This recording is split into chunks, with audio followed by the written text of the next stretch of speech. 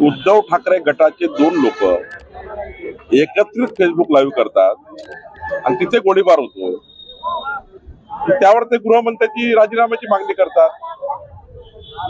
खरं तर घरातलं भांडण दिसत आहे, आपसातलं भांडण दिसत आहे, एका वार्डात दोघाला लढायचं असं भांडण दिसत आहे। जरा पोलिसाला चौकशी करू द्या, सांगतील देवेंद्रजी खरं काय याच्यामध्ये।